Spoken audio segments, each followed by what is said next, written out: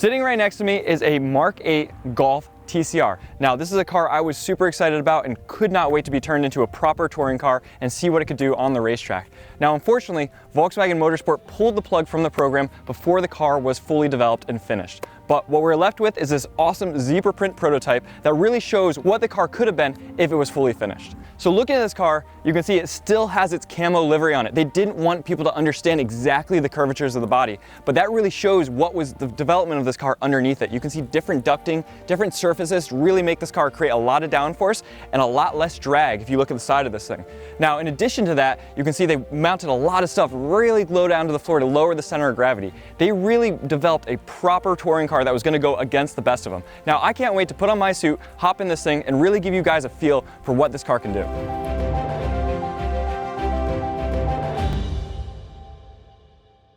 All right, so here we are in the Mk8 Golf TCR. Very comfortable place to sit. Feels very much like the Mk7. Let's fire this thing up and let's go.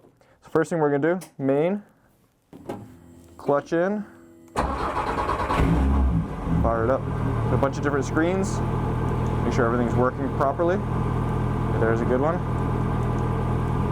All right, clutch out, we're neutral. We'll spin up the gearbox. Now we're gonna select first gear and we're gonna give this thing a go.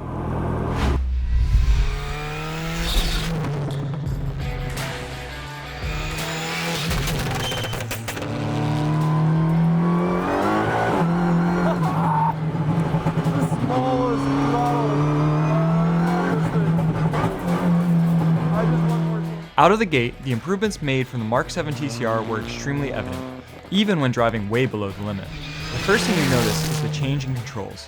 Rather than a full round steering wheel, the car now has a Formula Car inspired steering wheel. Weight reduction was another big initiative that the car benefited from compared to the Mk7. In the Mk7, we often had to race slightly over the minimum weight as the car wasn't capable of being any lighter. The Mk8, on the other hand, was made lighter than the regulations would allow, and sported nearly 150 pounds of ballast bolted down to the passenger side floor. The drop in center of gravity and moving all the mass towards the center of a car has made the car pivot on a dime. You could feel the amount of front-end grip from the geometry changes, and the aero became apparent by how planted the car felt in the higher speed sections. I could feel the additional chassis stiffness the Mk8 could provide, especially when the road got twisty, with the front wheels locking themselves down to the asphalt and the rear pivoting around like any proper race car should. I just want more touring car in my life. Please, more touring car. This is where racing's at, man. These are the coolest cars in the world. The power delivery and transmission had been updated as well. While the SEDEV gearbox remained relatively unchanged, the shift mechanism was updated to a pneumatic actuation, which further increased the speed of the gear changes. In addition, the engine is mechanically similar, but the real magic that Volkswagen was playing with was the engine management, ensuring that the driver could get all 420 Nm of torque to the ground.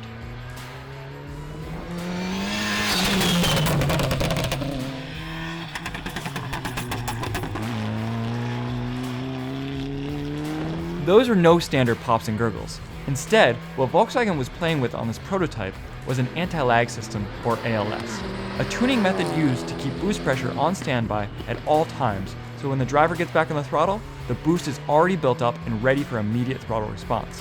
We'd be lying if we didn't say it sounded equal parts badass as it does hilarious.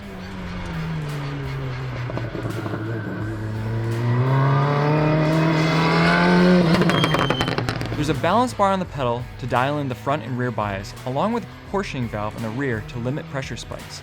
This stops rear lockups on the initial stab of the pedal. The car wants to put you through the windshield under hard braking conditions, but has the feel you need to manipulate threshold braking without ABS.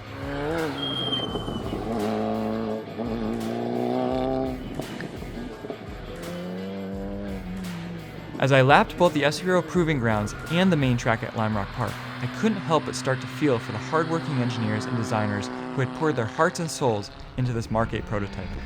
The improvements they made from the Mk7, a car we've become so accustomed to, were so evident.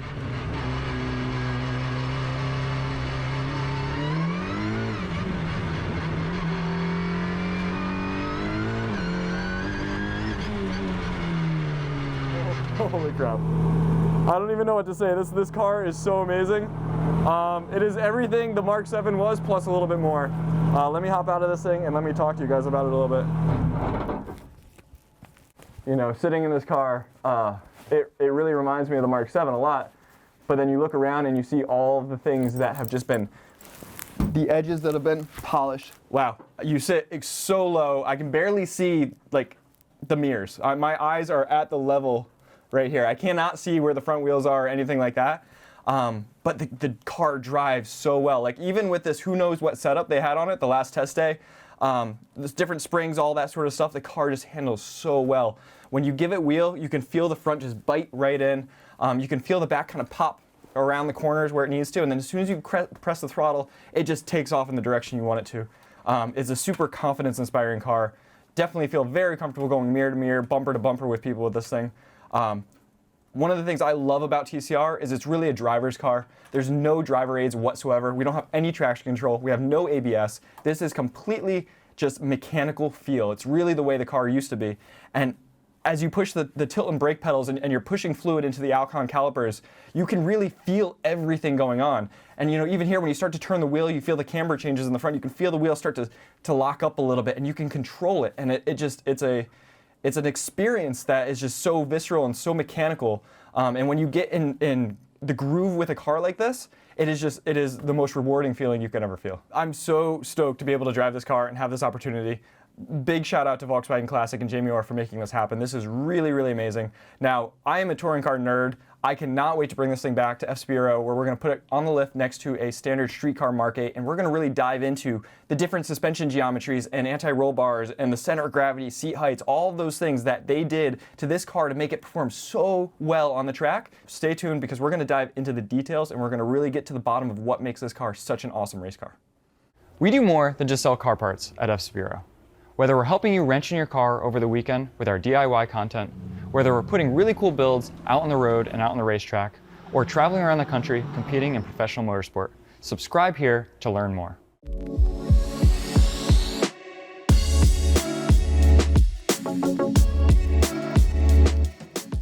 So here we are back at FCP Euro in the garage. We have the Mk8 TCR on one side and we have a street car Mark 8 on the other. Now we're going to get both of these cars up in the air and we're really going to dig into the nuts and bolts of what makes these things so special and specifically what makes the TCR different from the street car. We're going to dig in behind the fender flares and really see some of the suspension geometry changes, some of the system changes, and really see what Volkswagen Motorsport was doing to make this such a great touring car before the program was canceled.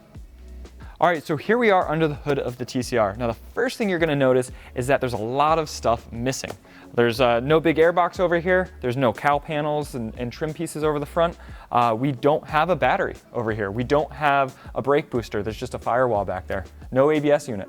So there's a lot of stuff missing from this engine bay that really clears up a lot of space and makes it a little bit easier to work on. But then if you look at the heart of it, you look at the engine at its core is really the same. It's the EA888 Generation 4 inline turbo 4-cylinder. Now this is sort of the bread and butter Volkswagen engine. The intake manifold, the throttle body, the valve cover, the coil packs, all of that stuff remain the same. Yes, this has a slightly larger turbo based on the Golf R, but at its core, the engine is really the same. Now, around the engine, you'll see that there's a lot of the substructure around the front of the car has been cut away. You can see that over here, the whole basically hangers on the front wings of the car that would hold the fenders in place have been cut away. There's a tube that goes down between the frame rail and the strut housing over here. And the same thing over here. You can see there's a tube that's basically been grafted in here. But this whole piece of metal that normally lives here has been cut away. And these really nice, thin headlight mounts have been put in place to make sure the headlights are mounted in the correct location. Now, one of the things they really did well on these cars, and this is very similar to the Mark 7 TCRs, is they really reworked the front of the car to make sure it cools effectively.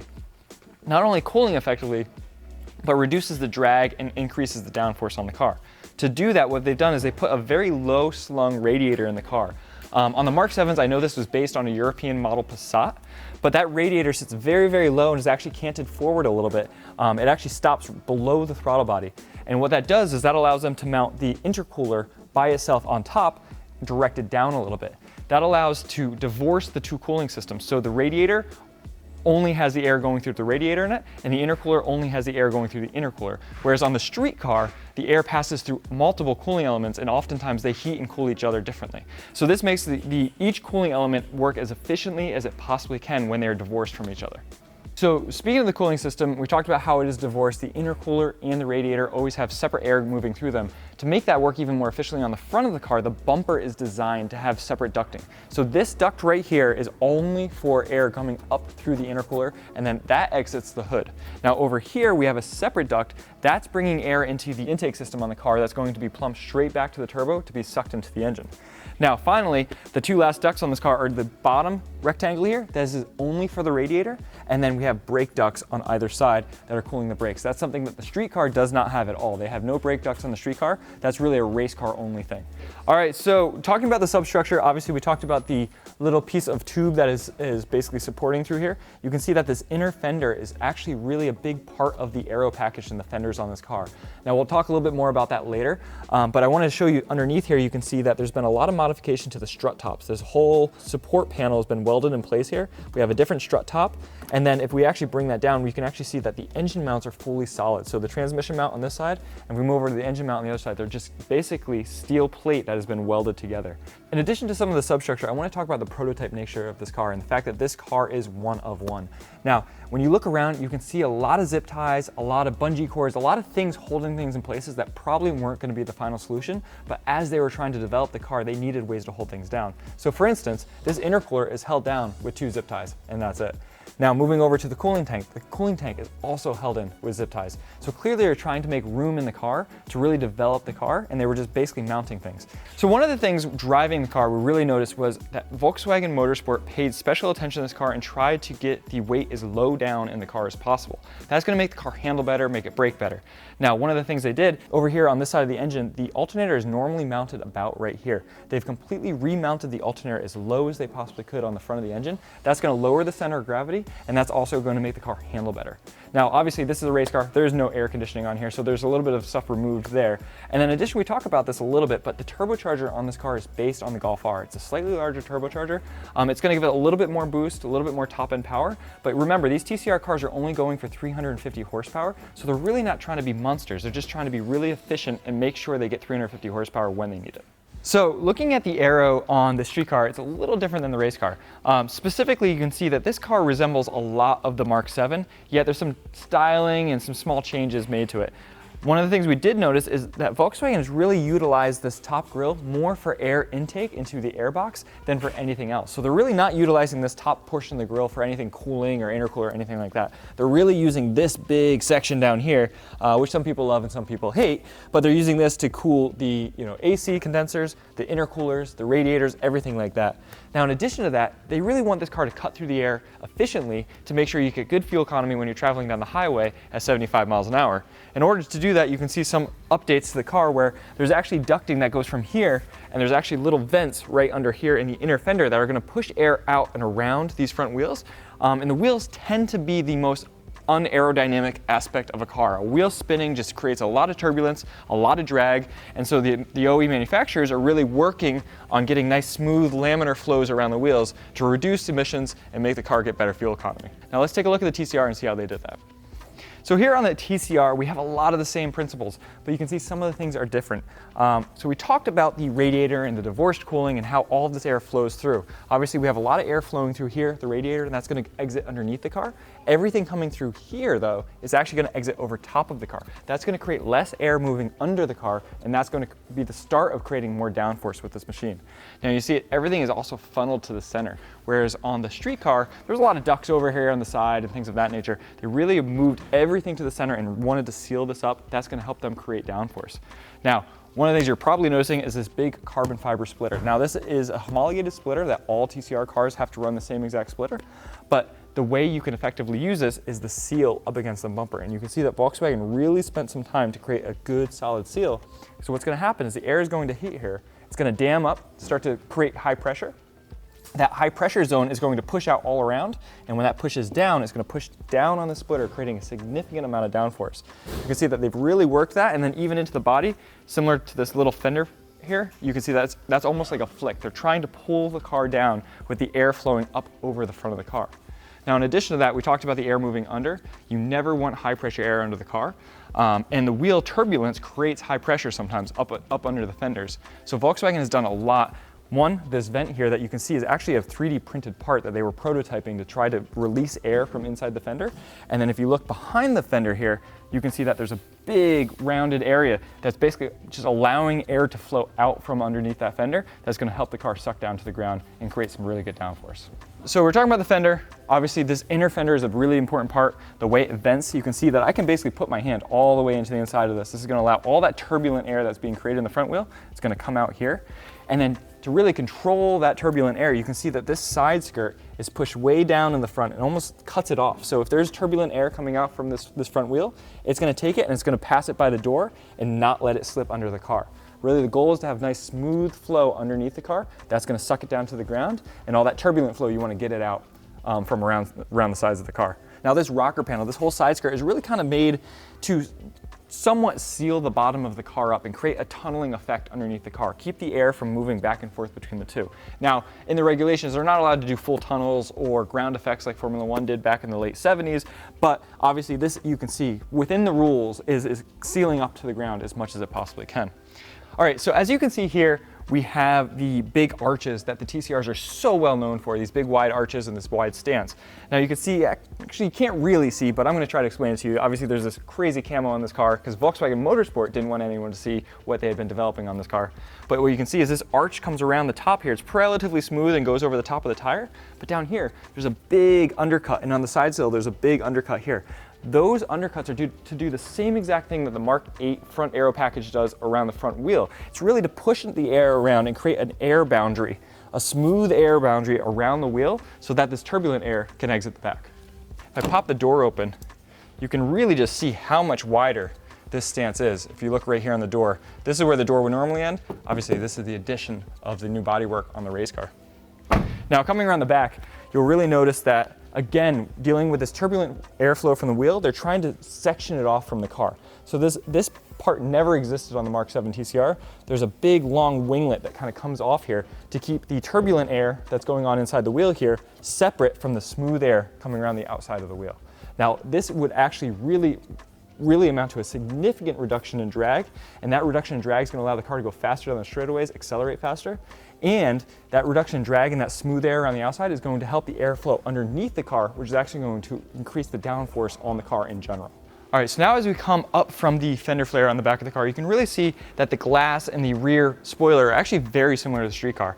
Now, this is a regular glass window. The back hatch is pretty much the same. This whole section is really based on the Mk8 street car. Now, the spoiler is a little different. On the GTI we have next to us, there's a little bit of a lip in it. This one does not. I'm assuming they're really just working on getting flow over this massive wing that all the TCR cars have. Now, one of the cool things about TCR is the front aero elements and the rear elements are all homologated, so they have to be the same. But what it really leaves it is the engineers of Volkswagen Motorsport and whoever is racing these cars to develop the best use of that aero element. So they're given this wing. It's the same wing on all TCR cars, but what they have to do is they have to make sure it works as effectively as possible. So what they did, you can see, is they built these plates here on this prototype version. They had them lettered vertically and numbered horizontally so they could try different locations to basically figure out where the wing would live and where it had the most effect on the car.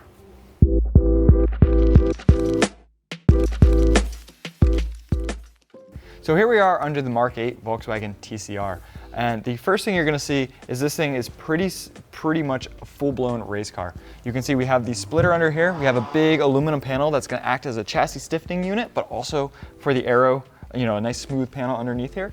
Now, looking over here, you can see that we have these super tubular control arms and a massive amount of adjustment. That's the first thing I really take from this car, is that we have camber adjustment, we have toe adjustment, we have basically anti-dive, we have roll center adjustment, a lot more adjustment than even the Mk7 TCRs had. Now, in addition to that, we have massive front brakes. These are big Alcon calipers with big brake ducts right here. You can see this whole upright assembly has really been kind of tricked out. We have, a new style camber adjustment and toe adjustment on the front suspension. And that new toe and camber adjustment allows for basically quick camber changes where you can tune the the toe at the same time. One of the challenges we always faced with the Mk8 TCRs was anytime we made a camber adjustment, we would have to restring the car and readjust our toes. Now with this shim unit that this car has, basically you have matching shims. If you match up those shims, you shouldn't need to realign or recheck your toe in the car. Now obviously you can see these things are something that's a little different. These are the air jacks that are on the car. They're still down right now. We have the air jacks down on the ground just to get it up in the air on the lift. But this car has 3 air jacks, 2 in the front and 1 in the back. I'll try not to bonk my head on them. Now moving back, obviously you can see this car has been stripped down of everything it doesn't need. Has a massive single exhaust system with a catalytic converter right here. So all the race cars that are built in TCR homologations have to have a catalyst on them. Obviously, these are race cars, they are burning a lot of fuel, but there's no reason why these race cars can't be saving the environment at the same time. So the addition of catalysts has been a really cool thing in European racing and is really changing the landscape of the environmental side of motorsport. So before we move to the back of the car, I really want to see the gearbox and some of the finer details on this front suspension. So we're going to take this aluminum panel, we're going to pull it down, really expose what's going on under here. All right, so here we are, expose the full engine. So as you can see from the oil pan, from the engine side, this is pretty much standard Mk8, almost exactly what we saw over there. But then you look over to the left side, or your right side, you can see that this is a completely different unit. So this is the SEDEV sequential gearbox that was going to be fitted in these cars. This is a very compact unit. You can see it's a 6-speed sequential. Starter is mounted very low. Starter is one of the heavier things on the car, similar to what we talked about with the alternator being mounted really low. And then you can see that similar to the upper side of the engine, all of the mountings are completely solid. So this is a little engine mount here. You can see there's a little tie rod. This is completely metal to metal all the way across, holding this thing into the subframe right here. You can see the transmission's been changed. We have a fully solid motor mount. So you can see the motor mount basically goes straight into the subframe here. This is metal to metal all the way through, just like the top. Now, coming over, we have an aluminum subframe. This is something that's very different from the Mk8 TCR. The Mk8 TCR actually utilized a steel subframe. This car utilizes the aluminum subframe, but one thing I can note is different is compared to that Mk8 over there is plates that have been welded underneath the gaps, or basically the holes in the casting. So clearly they're trying to stiffen up the subframe as much as they possibly could. Obviously there's a lot of suspension forces going on in a race car with these slick tires and the braking forces that this car could do. So really making sure everything is solid mounted and staying in location was a big priority for the Volkswagen Motorsport team that built this car. All right, so I think really when Volkswagen engineers sat down at the table to design this car, I think there was 3 big objectives they were really trying to hit. The first one was a mass centralization and lower the center of gravity. They really wanted to get all of the weight on the car towards the middle of the car, and they really wanted to basically get that as low to the ground as possible. And you can see it in almost everything on the car. Now, in addition to that, I think the other thing they were really going for was more tunability. You see that in multiple adjustment points on the suspension. We can change roll centers that we couldn't do before. We can change dive that we couldn't do before. A lot of additional adjustment in the suspension to really tune the chassis. Now, let's dive into the rear suspension a little bit and understand a little bit more in depth some of the adjustability and some of the changes they made from the Mk8 GTI. Now, looking at this, you can see the first thing is that cast or pressed steel arm that was on the Mk8 suspension. Well, now that's a piece of aluminum and it's been sectioned out. So it's lighter, and also it has spherical bearings on all the mounting points, so it's more rigid. There's no rubber bushings at all on the suspension on this car. So when it's locked in place, it does not move. Now, in addition to that, you can see that we have a lot of adjustability, a lot of double shear mounting points. So you can see that this rear damper has been moved over here. It is mounted right to this point, and you'll also notice on that rear damper, the spring is right next to it. So on the street car, we had a spring sitting right here, basically moved inboard. Now that spring has been moved right to the shock absorber, or the damper itself, and is sitting right on it. That kind of keeps everything together, keeps it as one unit. Obviously, there is race car suspension on this car, so there's multiple adjustments on it, and then you'll notice things like this arm are usually a cast arm or a pressed arm on the street car that holds the spring. That is now just a tubular arm. So basically the same amount of strength, if not more strength, but a whole lot less weight. So the last thing you'll notice under the car is it's pretty bare. There's not a lot of stuff going on here. And you'll see that this big aluminum thing right here is actually the bottom or the foot of the fuel cell. Again, to the mass centralization and lower center of gravity, you can see the fuel has been lowered down as low as it possibly can be, and is basically right this whole section. And in addition to lowering the fuel down, they've actually kind of integrated it as an aerodynamic element on the car. As you can see that this is just really flat all the way back. Similar to what the plastic panels were doing on the street car, they've done it with the fuel cell on the race car. So we're gonna go up top. We are going to look at the fuel cell and the fuel system inside the car, show you some of the details there. Then we're also gonna dive into the safety structure and the interior of the car. We're gonna show you some of the finite details and the special things that Volkswagen Motorsport did to this car to make it better than most race cars. Let's take a look.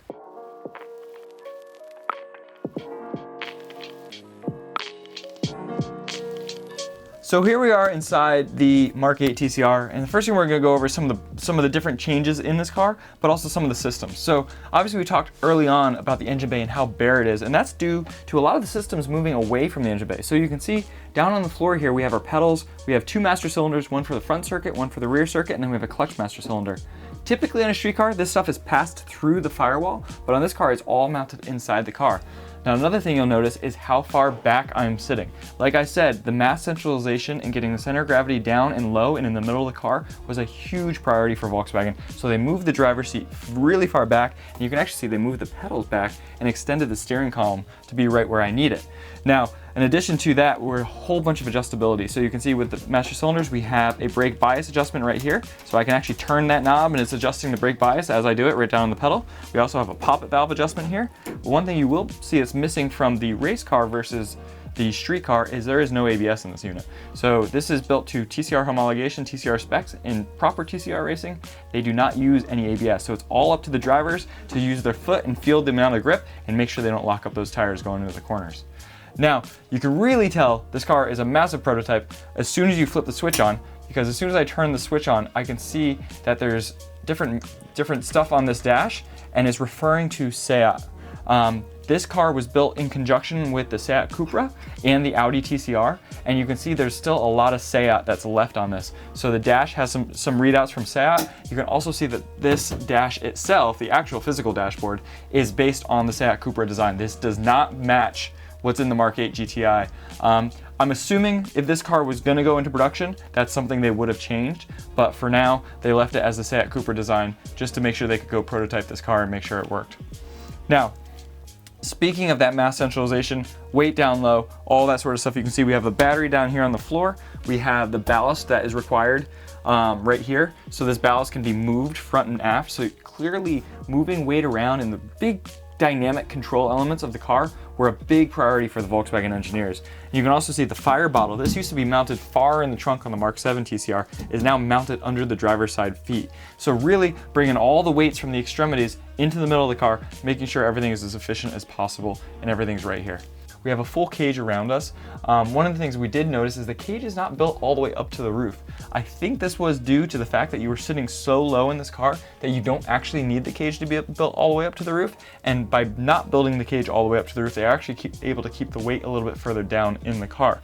Now, again, right behind me, we have the fuel tank. So this actually passes through the bulkhead of the car and is up here. So we have our fuel pumps, everything right here, just like the old Mk7 TCR. I think this actually might be the same fuel tank they're using.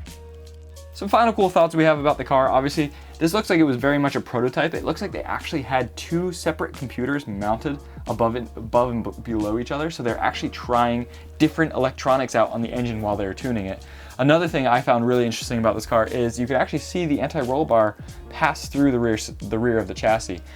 This is that slide-in, simple anti-roll bar design, something they updated from the Mk7 Golf. And to be able to look through the trunk and see it, it's kind of neat. And as it goes around, you can hear it clunking a lot because it's picking up all the suspension movement and just transferring that noise right into the chassis. Now, other than that, the car is pretty much your typical TCR. You can tell this is definitely a prototype. We don't have the correct dash in place. We don't have door panels. This is just a piece of carbon that's folded over it. Definitely a work in progress, but I can tell you they were off to the right start. This is definitely the sort of chassis you want to sit into, win races and be competitive. And it certainly, they're making sure all the big pieces were ticked when they were designing this car. So you've heard it, you've seen it. Are you as disappointed as I am that this car never made it past this stage into full production?